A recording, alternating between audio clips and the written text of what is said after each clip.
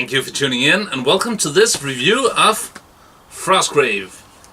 This is not a new book at all, but we looked at our stack of books, and then we got a whole stack of books from Etienne from Asmodee Games. Thank you. So now we have two of everything, and that made us think we should do a review of the whole series.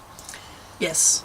Also, there's been a few reviews lately that left us feeling we didn't really get answers we were looking for.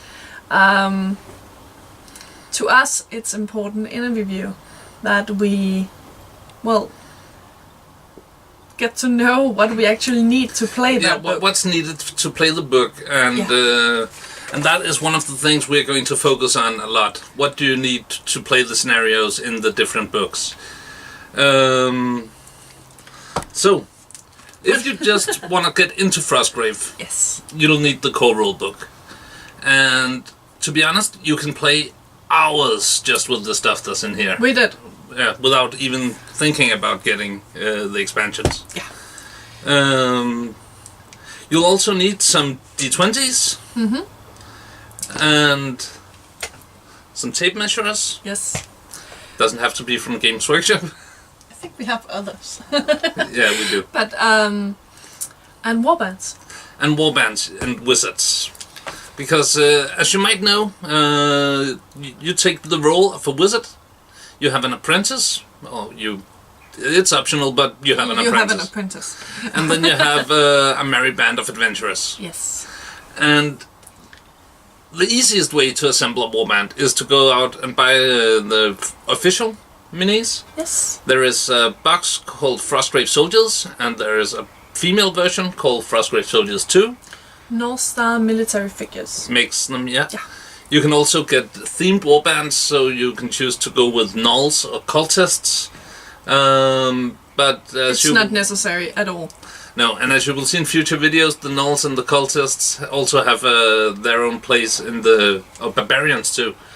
They have their own place as NPCs in some of the future scenarios. Bestiary. A very important thing is races is not a thing. No, so you can just, if you have an elf army, you can just take minis from that and make your elf warband. Yeah, there are no special rules for elves or gnolls or anything. No. You go with the same Which rules. is lovely. Really lovely. So, let's start out. Well, one of the things that really drew us into this game was we loved Mordheim. yeah. Which was an incomplete game.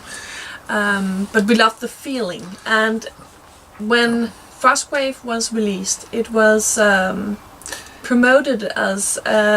I think we just picked up a few YouTubers saying this is like Mordheim. Yeah, this is like Mordheim, but complete. Mm. And if you have all the stuff from Mordheim lying around, or, Age of Sigmar or Old Hammer, then you actually don't really need anything. And that's not entirely true. No, that is not entirely true. Anyway, that said, you start up by creating your wizard. There are plenty of reviews that goes into depth with the different wizard schools and stuff. Yeah. But safe to say there are plenty of options for creation of that. You might keep in mind though, when you choose your wizard, that some spells will require some counters and stuff, which you have to make yourself. Yes. Spells such as mud will require you to make pools of mud. Of course you can just cut out some paper in the right size, but... Or wall. Or fog. Then there is all the summoning spells, creating demons, constructs, and stuff like that. So look it over when you choose, and be sure you have something to represent these things. It's important to say before we make this review that of course you can proxy your way out of it. Yeah, you can proxy your way out of everything. And don't feel bad about that. We have done it to some degree Yeah. And, but we strive to have what is meant. What is meant? What the author intended us to use. Yeah. Yeah. And when we talk monsters and stuff like that, we'll get to that in depth later. Yes. But yeah, we assume when you watch this review that you want to have models representing everything, but paper counters and stuff like that is a-okay if that's what you're into. Anyhow, you need your wizard, your apprentice, your warband. There is a great little tool for creating your warband online. I'll put a link below. Yes. To the warband roster generator. It's really helpful. It doesn't have all the soldiers that comes in the expansions, but for now we're talking about the core rulebook. And yeah, check out that one, definitely. Yes. Anyway, once you have your warband gathered and you've chosen your spells and stuff, you need to set up a table. And for that, you need a lot of scenery. Once again, you can use just stuff you have lying around. And if you want to go big spender on it, there are tons of companies now that make pre-painted scenery. Yes. And that's what we've went with for the most part. We have a lot of Gale Force 9 scenery. Yes, as you can see in the background, I think. Yeah. We also have some from the now, I think, closed Advanced Terrain. Advanced Terrain, yeah. American company. Making really cool rubber scenery, but I think they're closed now. Unfortunately. Also, you can get a lot with the little Christmas trees. Yes. Get a lot of those. Yeah. And preferably buy yourself a 3x3 gaming mat with a nice frosty theme to it. Yes. We have this one from Deep Cut Studios, which is actually called FrostGrave. Yeah, several companies. Just Google FrostGrave gaming mat. Yeah. Several companies do them. Tundra mat, snow mat, whatever. Yeah. Yeah. Or you just go with cobblestone if you want it to be multi-purpose. But it is set. This game is set in a frozen city, so of course you can go with just grass, which you can see we have as well. But or just cobblestones. Yeah, if you have that. Yeah, but and it's a 3x3 game. But many people just go with a 4x4 table and then just put everything towards the middle and ignore the outer rim. And you can do that. You can do that as well, but but you need a lot of terrain. You need a lot of terrain. And when we say a lot, we mean a lot. It has to be a cramped city. It has to. A cramped ruined city, so ruins, not structures as such. But small corridors, small alleys. We find that the game is much more enjoyable with a really cramped table, even though it is really much harder to film with a cramped table. Yeah. Recording is, well, it can be troublesome. Indeed. Yes. Alright. So, yeah. That's the main terrain. Main terrain, wizards and warbands. Then there are, in this book, there are 10 scenarios. And each of those scenarios requires you to put some stuff on the table too. And we would like to go through that because we found that no other review so far has gone into detail with what you need for the scenarios. This is all the stuff that will surprise you. You have everything ready and then you go to the scenario table and you go, no! Something like that, yeah. So, first scenario is the mausoleum. And great scenario, by the way. Definitely. And for that, you need a building, a mausoleum. Preferably 6-inch wide, 4 times 6 inch, and it has to have 4 doors in the middle of each side. On top of that, you need a lot of unarmored skeletons.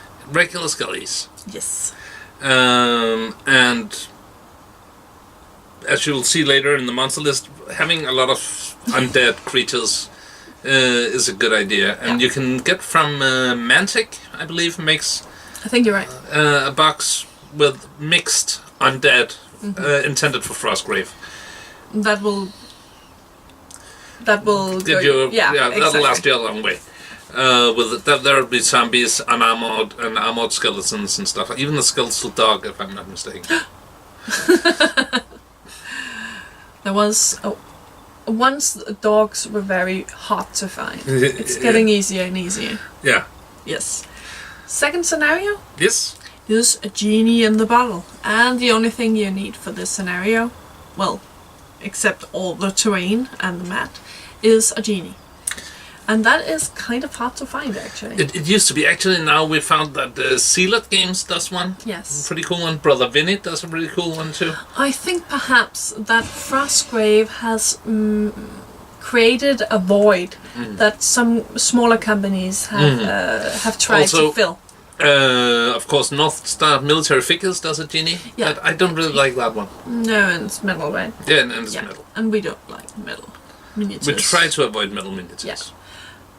Actually, because, well, when you start climbing the ruins and you have metal miniatures, they tend to knock over and the paint will chip off. So actually, it's very practical that we don't like them. Yeah. It's not because of the looks. Alright, so then there is the Silent Tower. Yeah. And that is very specific. You need 3 stories and at least 10-inch high ruined tower, and 2 smaller ruined buildings, as well as at least 2 walkways. Yeah, we got these from China. They're from a fish tank decoration. Yeah, and they were pretty cheap, and they came pre-painted. So, but walkways are easy to make. But the tower itself, well, we use... I'm not sure you can see them. We use these from... Yes. Gale Force 9 again. Yeah. And then just 2 smaller ones to either side. And that's our Silent Tower. Basically, it'll end up just being 1 tower with some walkways in it, but it does the trick. The thing about the tower, it has to be open. You can't just build something, I don't know, Pringles or something like that. No, because you want to be able to climb the inside of the tower. Yes, and there has to be an inside to the tower, because the whole thing about this scenario is that magic is, well...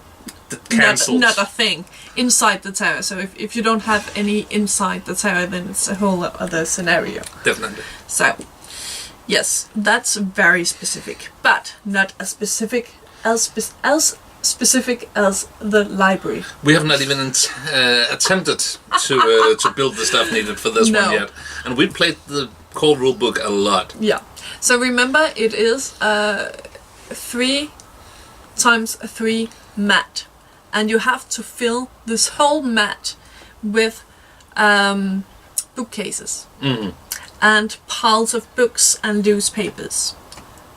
That's a lot of shelves, a lot of books, and I can't even. No, me neither. I mean, I think the idea is so cool, but yeah. But who has that lying around and for that just is, a scenario? Yeah, that is so specific to that scenario, so... yeah.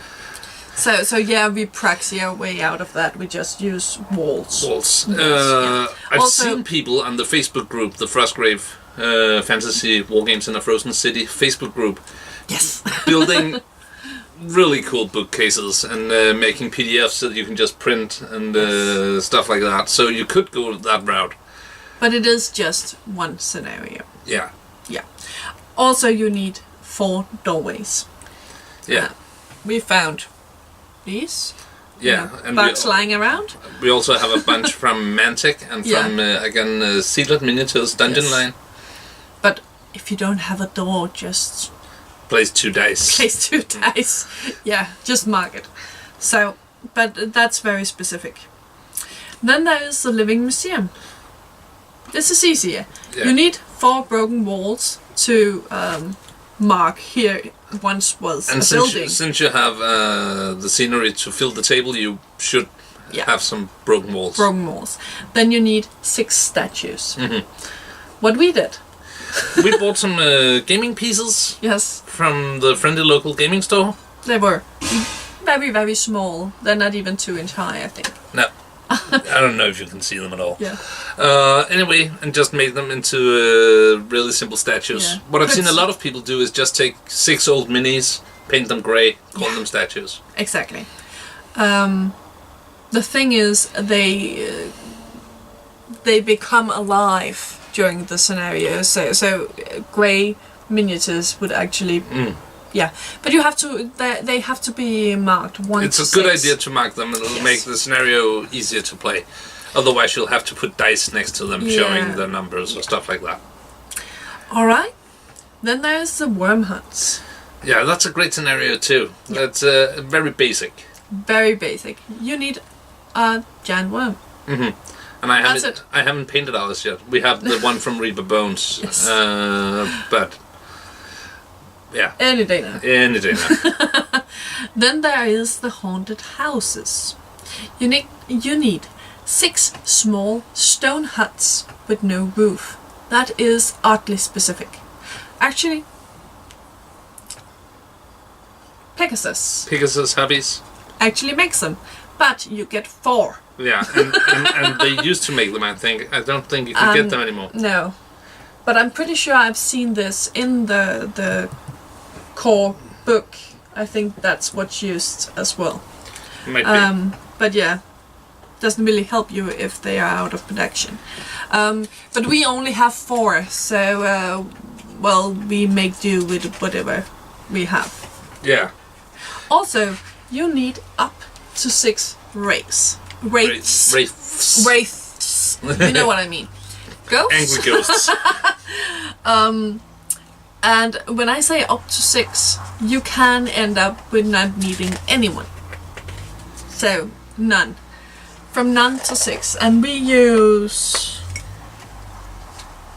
Reaper Bones? Yeah. We have a bunch of different ghosts from Reaper Bones. Yeah.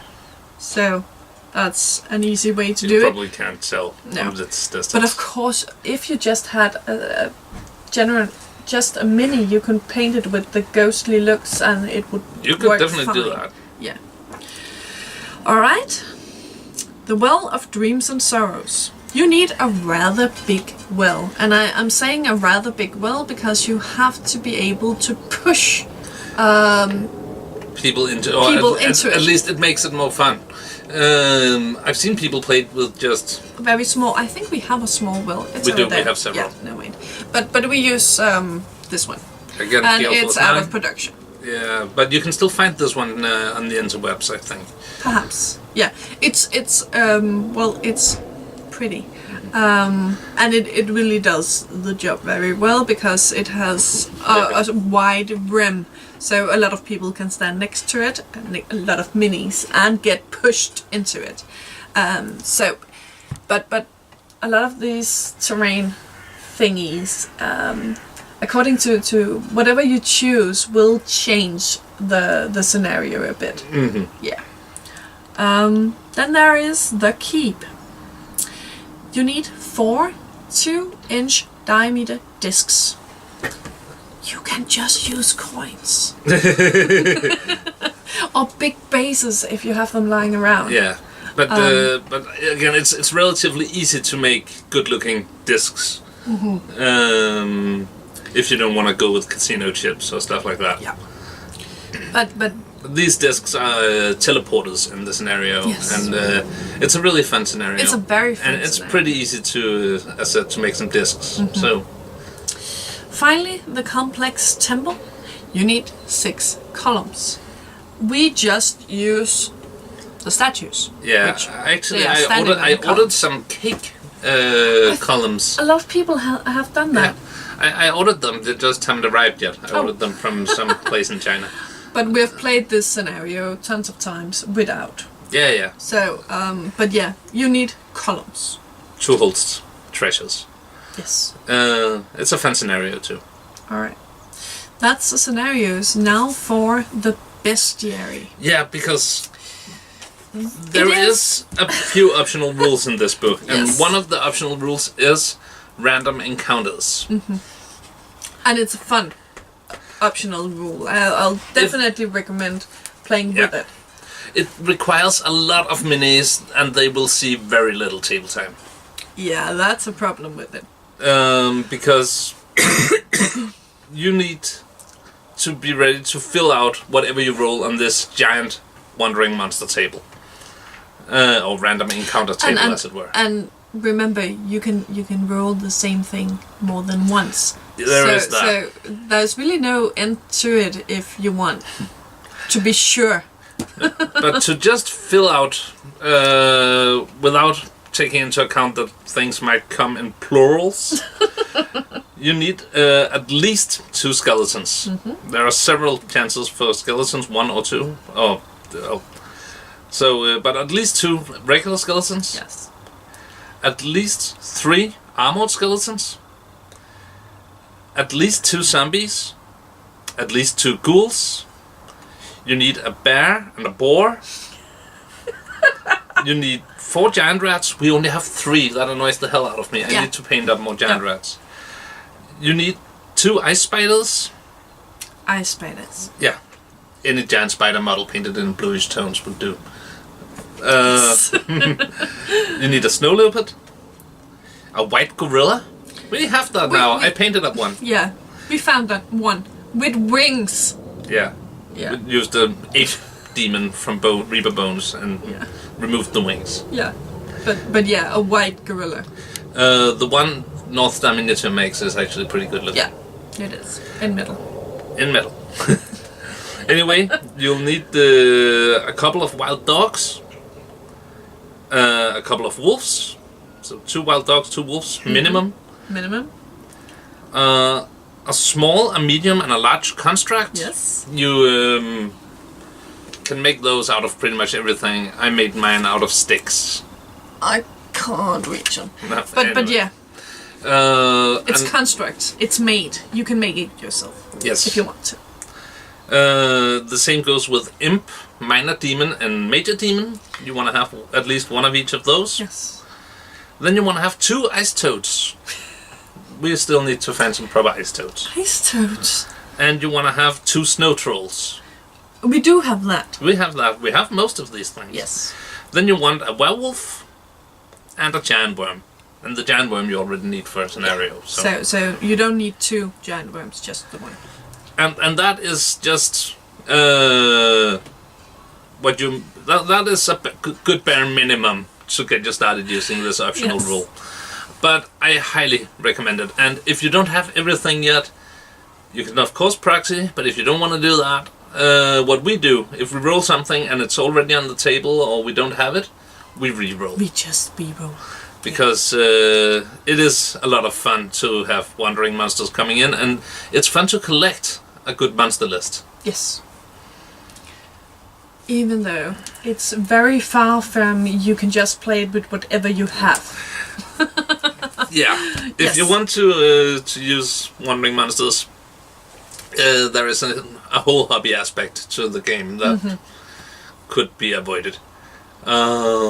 But as said, we recommend it. I think that's it. Yeah, so to sum up, yes, it's a great game. It's a really great game. We should probably mention that it is produced by Osprey Games, by Joseph A. McCollum, or Joe.